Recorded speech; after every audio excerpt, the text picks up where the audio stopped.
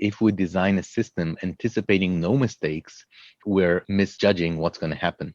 We need to build a system recognizing that we will make mistakes. We want to accommodate that. And the way to do that is through design. Build the design of the streets such that it has enough safety buffers when something goes wrong, so that it can prevent someone from being catastrophically injured. The way to do it safely would be to reduce speed. You reduce speed, you're reducing the size of your problem.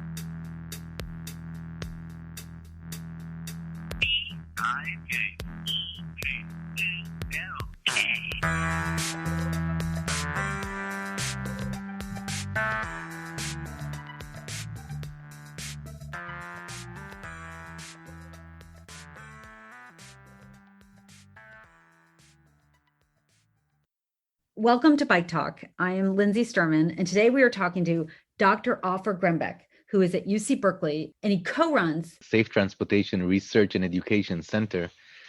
And that's pretty much what we do, is safe transportation research and education. And we're affiliated both with the Institute of Transportation Studies, which is more transportation engineering and city planning. And then we're also affiliated with the School of Public Health. So it gives us this triangular perspective of traffic safety that involves the communities, the planning, the engineering, and the public health side of that. That's really important. And when we talk about the, bike people are, people have our reasons why they want bikes, but I feel like that when you get into the climate issue and the health issue, what the, not just the emissions, but the plastic off the tires, what's causing now Alzheimer's, it's causing MS. It's almost like a moral imperative at this point that we get cars off the road. And anyways, but tell us, one question is, what a complete street, what do you think are the requirements for a safe street, a complete street? What should it include? Well, I do have to start by saying that a complete street does not mean that it's a safe street. And a complete street can be done, or for a complete street to be done that it's also safe, you need to kind of make sure you're addressing everything, because if you're mixing more modes together, you have to be more mindful about the interactions. And that, but to answer your question, if it would need to be boiled down to one thing, so a safe complete street would have a speed that is a safe speed for the modes that are engaged with that facility. How important is the speed of cars to safety? The single most important factor. The speed affects safety in two ways. It affects the chances of being involved in a crash. People in the past have thought about it, well, if everyone's going the same speed, it's not a safety problem, it's okay. It's more when the speed changes, it becomes a problem, and that's not true. Because when you're going faster, your ability to respond when something goes wrong is diminished by a lot. So going at a slower speed actually gives you the opportunity, or you're carrying a much smaller amount of kinetic energy, and you have more opportunities to control that kinetic energy, so it will not result in a catastrophic outcome. And then the second component, again, driven by the speed and the kinetic energy, is that if you're going faster, all else equal, the impact of the crash is just going to be harder, and pretty quickly it becomes unsurvivable. So automobiles travel at higher speeds, carry a huge amount of kinetic energy, and it is just very hard in an instant to control or contain that kinetic energy in a way that would protect occupants and especially non-occupants. Wow. Yeah. No, it is stunning, the statistics. Well, is there anything else you want to add from the stuff we've been talking about? Yes. So there seems to be more buying in by communities, and maybe and slowly also policymakers, that we need to change the way we think about safety. It typically falls under the branding of Vision Zero or the safe system approach, which are very similar. And what these approaches or philosophies teach us is that there are two, it has a variety of things, but the two most important things are A, users make mistakes. And we can no longer expect the community or a person or a human to be perfect all the time. At some point, we're going to make a mistake, not intentionally, not because we're bad, but just because we're humans. We're going to be late, we're going to be emotional, we're going to be distracted. Maybe we had a glass of wine that is legal, and we're going to have an instantaneous lapse of judgment and expecting, and that's something that's undesirable, and we want to try to reduce that. But if we design a system anticipating no mistakes, we are putting ourselves in a challenge that we're misjudging what's going to happen. So that's kind of the first component. We need to build a system recognizing that we will make mistakes. We want to minimize it, but we want to accommodate that. And the way to do that is through design. So we want to build the design of the streets such that it has enough safety buffers when something goes wrong, so that it can prevent someone from being catastrophically injured. The way to do it with complete streets is kind of one way that can be dovetailed with that, because if you're mixing together modes, the way to do it safely would be to reduce speed. You reduce speed, you're reducing the size of your problem, which is the amount of kinetic energy that's being carried. So just to repeat that, the first part is we need to recognize that humans make mistakes. The second part is we need to make sure that our system can contain or control the amount of kinetic energy that's carried by the different modes. Yeah, I think in one of your videos you talked about redundancies, like a hospital would have redundancies, like you have a backup generator because the result of a power outage is catastrophic. So and then you have batteries, so you have multiple redundancies so that when people make a mistake, they're caught. Exactly. So you want to incorporate redundancies in your design, in your education, in your technology. Technology can be a big partner of transportation. Because it can bring innovation and can help provide solutions to things that we didn't think about before. What would it look like for a city to sit down and do, I don't know if the right word is charrette, and pull all the experts together and design a new transportation system, bike lanes, transit? I mean, is that possible? How big of, and one thing that people talk about, they really wish is that we pre-identify where our housing would go so that we stop this hand-to-hand combat over every single building project, where we really design the density, design the transportation. Is that possible? Has anyone ever done that? Definitely possible. The challenge is that, and it is done in places that have very strong development in places that before that were not used. So if you're building a brand new neighborhood in a place that there was no neighborhood before, you are in a position to kind of take a step back, figure out how in this neighborhood will I be able to serve a lot of different modes. What are the priorities that as a city and as a community I want to make sure are addressed? And then you take time through the sketching board and the blueprints to make sure that it meets both the kind of design standards and the needs of the city and the community. So it's definitely possible. The challenge is that many times with existing cities or neighborhoods is that all of the public space is already accounted for. So even if an agency or a city wants to kind of reappropriate a little bit some of the space and figure out how to, or tries to project how to best serve the community in a decade or 2 decades, and what design or land use modifications need to be done to accommodate that, it's a very hard process to go against the status quo. So change is always hard, and change with a built physical public environment is very hard because that's what people are used to.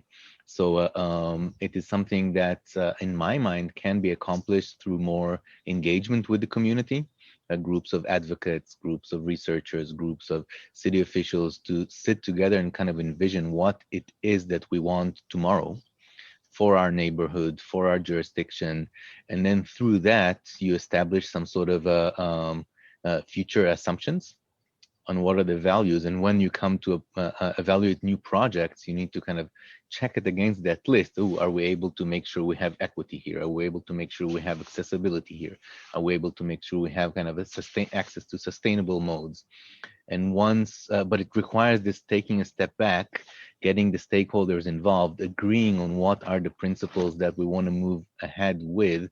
And then when you do a project, your project is much more forward compatible, as opposed to many of the projects today that are backwards compatible. They have requirements for amount of parking and amount of things that maybe made sense a few decades ago, maybe made sense at the time, but are obsolete. So in my mind, it is definitely doable in new development, and to make it work for existing places that are already developed, you need to take a step back, realign the expectations, set the priorities for that community, and only then will it be a lot more streamlined. That 10, 20-year projects kind of happen all the time, but then within 10, 20 years, those neighborhoods will be able to look a lot more like the communities want them. Wow. So has anyone ever built from the ground up a biking, walking community? I think it's happening in some places in Asia, but I'm not aware. I'm sure it has, but I'm not aware of any or no example from North America jumps to mind now. Many times kind of on the fringe and in kind of the outskirts, the more default design would be suburban with cul-de-sacs, and that's kind of just because that's how we've done it before. So the reality is that although I said it's easy, it still doesn't happen, because you're basically going on what did we do before. But the opportunity to do it in a new development is huge. And kind of just need to get people's minds curious about it. And then what if we redesign this neighborhood that doesn't look like a classic cookie cutter suburb, but actually looks like a community that would allow its residents for more mixed land use and access using bikes or public transportation. I mean, in my mind, it would be attractive, but it doesn't always happen. Because I think the numbers are enormous of people who either don't own a car. There's a ton of people with disabilities who can't drive, but they can bike on an adaptive bike or a trike, especially an e-trike. And then there's people who can't afford to own a car, or people just don't want to because they don't want to contribute to climate change, or they want to be healthy. What would it look like? I mean, Santa Monica Airport, they're redoing. Like, what would, could you build from the ground up a community where it's for people who don't want to drive? Obviously, you can have a car come in and drop some stuff, but do you see what I'm saying? Like build a Copenhagen, build an Amsterdam. Yeah. I'm not sure.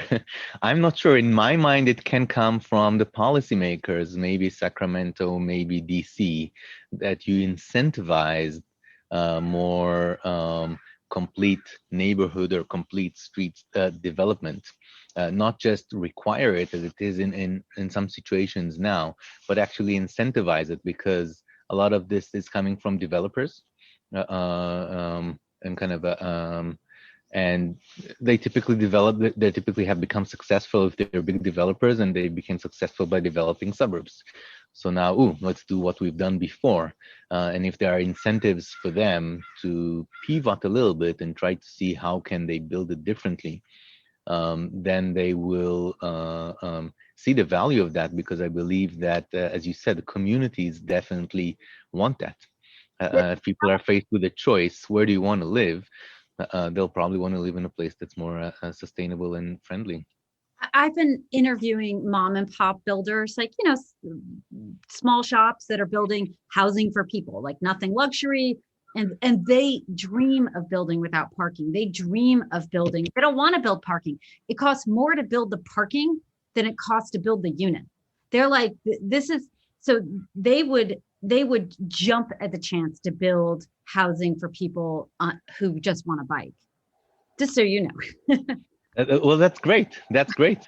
So these voices need to come also from the developers. The developers also have a lobby with the policymakers. The community have a lobbies, and I think that there might be other, maybe even industry partners for this now too, because a lot of the micromobility companies are actually faced with a situation that the roadway is actually not built for the modes that they are renting out. And if you start from scratch, you actually, okay, we'll be able to accommodate micromobility in a safe way with this new design. But for that, you need to kind of bring in all the stakeholders. And in my mind, the vehicle or the automobile has room as part of that mix too. It has value. It has it provides accessibility for some people. It should not be the only thing that's prioritized, but it's definitely part of the kind of bouquet of transportation modes that we would want to be able to best serve communities. Have you seen the book Drawdown? It's a New York Times bestseller. Can you see it? I see it now, but I haven't seen it before. And they basically take, I think it's like about 100 different ways. It does and looks at every way we can reduce our emissions and then puts a price tag on it. It's like, what is the capacity? Wind has incredible capacity to lower our emissions, and here's the cost, per gigaton. EVs, and the thing about bikes and e-bikes, bike infrastructure and e-bikes, is they're not even cheap. They're net positive. You make money on it because it saves you so much money, and it saves you money in highways. You don't have to build highways. It saves you money in healthcare costs. It saves money. Local businesses go all the ways that it actually saves you money. EVs actually save you a ton of money too, because once you get the sunk cost of switching over, people aren't paying for gas. So it creates, billions of dollars in savings year after year. Okay, so it'd be interesting to talk to an economist and sort of, look at like, this is the money we're leaving on the table by not doing bike lanes. So this is a main barrier, I think, for a lot of better, more sustainable, forward-thinking transportation projects, because for the most part, the traditional way to decide if it's go, no go is to do some sort of benefit cost analysis. But unfortunately, in the benefit, it typically would include a very limited amount of typically quantifies mobility, maybe delays, and it fails to incorporate many other co-benefits that would be derived from, for example, building a bike lane. If it's emissions, if it's health, if it's safety, if it's built right, and suddenly it makes some projects that may seem not cost-effective before to be a lot more compelling. As you said, some of them are even starting to make money, but there is a limited ability to fuse all these co-benefits together. But it is shown time and time again that when you aggregate the co-benefits of these type of designs, you're better off from an economics perspective than before. And on top of that, also from a social perspective. Wow. Well, I would love to talk to an economist if you know anybody who'd be willing to talk to us about aggregating this into so that people can really get the picture and understand what we're doing to ourselves economically. Yeah, I'll try to send someone your way. And then on the topic of safety, there is another thing that, so despite everything I said, there is also a need to, we want to make sure our benefit cost has all of the right components, but we also want to do the benefit cost after we've made the more moral decision. So for example, for traffic safety, we don't necessarily want to make the decisions just based on the amount of lives that it would save and the cost of that. We want to make the moral statements. We want to build a system in which no one can be severely or fatally injured on, and then use the economics principles to build it in the most cost-effective way. So it's not everything is traded off as a cost effective, as a benefit cost. We want to let the policymakers make the decision. This is the system we want to build in terms of safety, in terms of sustainability, in terms of equity, and then use these economic principles to make sure we're building it in the most cost effective way. Mm-hmm. Yeah, because I mean, the when you account for healthcare, you know, obviously in the Netherlands, 30% of people bike. I think it's like 30% of trips, and it's it's billions and billions of dollars. If you extrapolated those numbers to California, it's like it's really in the high billions that we would save in, you know, heart disease, cancer, and diabetes and obesity related diseases. That is something that I know more and more agencies are trying to figure out. Everything is very siloed in kind of in the agency side, and things like connecting safety with environment, with mental health, with other things are typically each agency looks at their own domain. And only when they start talking to each other, they recognize, oh, that actually also benefits us. And then you need kind of upper level government to fuse all these things together to make a better decision. The decisions are typically siloed. So you make the transportation decision and the public health decision, and then the mental health and other considerations. You make all these decisions separately, and there isn't a function in most cities that aggregate that to say this is the right decision for our city because it benefits different, what I like to call floors in the building of a city. Is there, it would be really interesting if somebody put all those numbers together, because because even if it's, I agree you have to lead with issues of safety and equity and access, but it's really compelling because it's like every dollar we're not spending subsidizing driving and subsidizing traffic and subsidizing people getting killed. We are spending on education and healthcare and the things we really care about. Absolutely. Well, let me know if you know any PhD candidates or students or anybody or economists who'd want to work to do that. Totally. Thank you so much for talking to us. This has been absolutely fascinating. Thank you so much.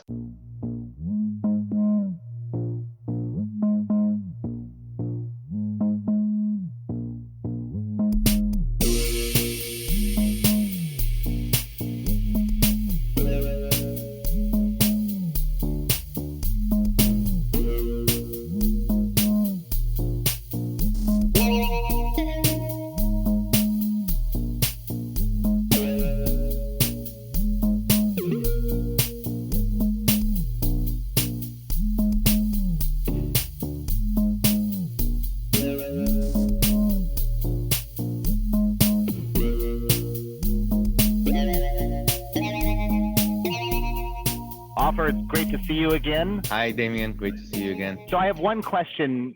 Well, it's been a regular question or a regular point of debate by NIMBYs who don't want bike lanes. And specifically, Fix the City has used it as an argument against bike lanes, which is bike lanes are, per them, the cause of slowing down emergency response vehicles. And by visual evidence, I don't see that. But I wanted to know if you had any actual empirical evidence or studies or anything like that that shows one way or another. To me, logically, they don't, because it obviously gives you another lane that an emergency vehicle could drive in, even if necessary in an emergency. But that's an argument that's been used to kill various different bike projects across the city of Los Angeles by Fix the City and other organizations that don't want them. I'm familiar with this argument. There isn't too much empirical evidence to help kind of answer that. And the challenges that typically, from what we understand, come in two different places. One is it creates a situation that the emergency vehicle might need to be situated a little bit further away from a house or some sort of a infrastructure element that needs to be or that needs help. And the second is that the turning radii are kind of too big for some of the, or kind of too challenging for some of the emergency vehicles. And I'll start more with the turning angle or the turning radii. So in many cities, there are buses, and some cities have even long buses that are able to make these turns pretty safely, pretty confidently. So it's not, so we have evidence that for vehicles that are just as large, maybe even larger, that for a large extent also have less maneuverability than emergency vehicles, are able to negotiate these turns pretty safely. So that's aspect one. I can see how it might need to slow someone down taking these turns, but we're talking about a second or two. We're not talking about something that would uh, um, um, that would be any noticeable delay. The second thing is in terms of distance from a house or from a store, is that there are, for the most part, you can still encroach and kind of get very close to the house with the existing fleet. However, some cities are also looking at, as the fleet gets older, of replacing some of the existing emergency vehicle with vehicles that are a little bit shorter, a little bit different. So it's something that is not it's not a barrier. It's maybe more of a delay if a city wants to incorporate a few more vehicles that are a little bit more nimble. Then they can definitely be able to reach all of the facilities that are there. So from what we've seen, heard, we haven't done first-hand research on this, is that this is not a real long-time barrier. These are things that can be figured out.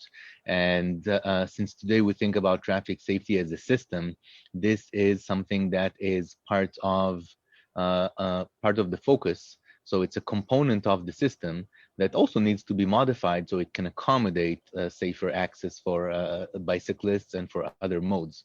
So it's not something that goes against, it's actually something that goes very well with thinking about this as a system and modifying different parts of the system that would include, that can also include turnover of some of the emergency vehicle fleet. Okay, so I'm gonna, let me just look at different aspects and see if I can get some additional comments or data on this. Because it is a problem in terms of the arguments. And a lot of the arguments actually center around the fact that if you take away a lane of traffic and you put either a regular bicycle lane or a protected bicycle lane, especially when it starts dealing with protected bicycle lanes, therefore you are clogging up the road, and therefore emergency response vehicles can't get through because the road is generally slower, which is the general, where things are going for safer roads, is we're trying to slow down those roads that are high speed networks where there's a lot of injuries. What can you say about that specifically? Because that's the biggest argument, is not, at least that I've heard, it's not necessarily the turning radius so much in LA. It's more well, we've taken away a road for a bicycle lane, therefore emergency response vehicles can't get through because instead of having 3 lanes, we only have 2, and people are traveling slower as a result of that, therefore people will die. Yeah. So so that seems like it's almost a different floor needs in kind of the city needs to take care of that. There are congestion problems already. It's not like right now the roads are not congested. By adding more congestion, is it going to make it harder for the emergency vehicles to get to a place? Yes or no? Hard to say. But I'm not witness. There are so many efforts that need to be done to mitigate congestion and prioritize more efficient modes that that can address this concern. So in my mind, yes, in a specific situation, it can be that a vehicle will be more congestion can cause a longer time to get there, but the congestion is already there. So kind of part of the solution is to allocate more public space to bike lanes and more public space to public transportation. As a result of that, you would be able to reduce congestion in the city.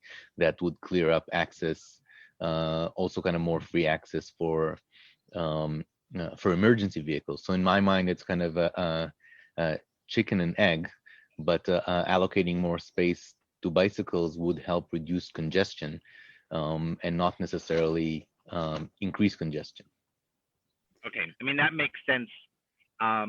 Is that something, because it sounds like it's honestly an area that hasn't been properly just statistically documented in terms of, okay, areas where there was a lot of congestion, now there's more bicycles, there's less congestion, and or specific street designs that mitigate such a problem, where you're putting in protected bike lanes, but the street design is set up in such a way that it doesn't actually affect emergency response vehicles. I mean, that seems like something that should be studied and data sort of presented there so that it can be used for future arguments. You're asking should be studied the impact of additional bike lanes on congestion? Yeah, so it's specifically on congestion as it relates to emergency response vehicles. In other words, this is more of a comment, like how do we get a study like that properly done to show in these lane configurations or in these certain styles, it's shown to be either a benefit for emergency response times, or it doesn't hinder emergency response times. Because something like that, where there's an actual study that would go against the arguments of various different groups that are out there that is their main reason to kill bike lanes, is, well, someone might take them 20 seconds longer, and 20 seconds can be the difference between life and death for someone. Therefore, bike lanes will kill people. That's their logic. You know what I mean? And yeah. And without a hard study, it's just a matter of passion, back and forth. Yeah. So that in my mind, it's so there isn't. Yes, there aren't good studies to kind of compare that, and it would be almost impossible to do an empirical study that would do that, because the reality of emergency situations is that they're never the same. So we cannot really have a comparison. In terms of how to address this problem, I see it as a design problem and as a policy practice problem. And in my experience and understanding, the emergency response people are extremely creative. They're kind of trained to find solutions. And maybe if they're looped in more intentionally into this, they can develop their own policies and practices so that they can figure out, oh, despite this bike lane, we actually can keep the same access we had before, maybe even have better access, because it's an opportunity to kind of relook at your practices. They are very creative. They have to kind of, their job requires them to think outside the box. They should not be expected to do it in real time, but maybe there's an effort to sit down with the emergency response people and see what kind of move the assumptions a little bit and see what modifications to their practices or their fleet can be done so that they maintain and potentially even increase their response time during an emergency. So I don't see it as a zero-sum situation. I see there's also an opportunity to improve their response time. Damian, Yeah, can I frame your concern slightly differently? Because I think it's so important. First, it's just like the sort of slight hypocrisy of like, we can't have bike lanes because it'll create congestion. And it's like, well, why don't we just deal with congestion then? And we know how to deal with congestion. It's congestion pricing, is that, the idea of right sizing our streets. Like, we shouldn't have traffic ever. It's like an absolute drain on the economy. It pollutes for no reason. Like, if we're gonna limit our emissions, why would you allow traffic to be a part of it? Like, you're like, all right, we need emissions for hospitals, got it. We need emissions for certain things, got it. But like, why would you allocate emissions around traffic, which everyone hates? But that led me to a question of, has anyone quantified, when you put in a bike lane, how many people, at what point do you get people into bike lanes so it lessens congestion? Because I think there's got to be a mathematical formula around, like, if you network enough bike lanes, you will get a certain, or maybe there isn't, but do you see what I'm saying? Like, at what point you kind of create a tipping point where so many people start biking that you really lose the congestion? Yeah, so that's a really good point. And there isn't, unfortunately, there isn't a very a simple answer, because the way that, or the impact of bicycle lanes on reducing congestion is closely related to people's origins and destinations and kind of the layout and the built environment and the land use. So some people, their day-to-day activities are just further away, that it might not necessarily be bikeable. But that's where the planning comes in, and you want to make sure that your bicycle network is well aligned with public transit.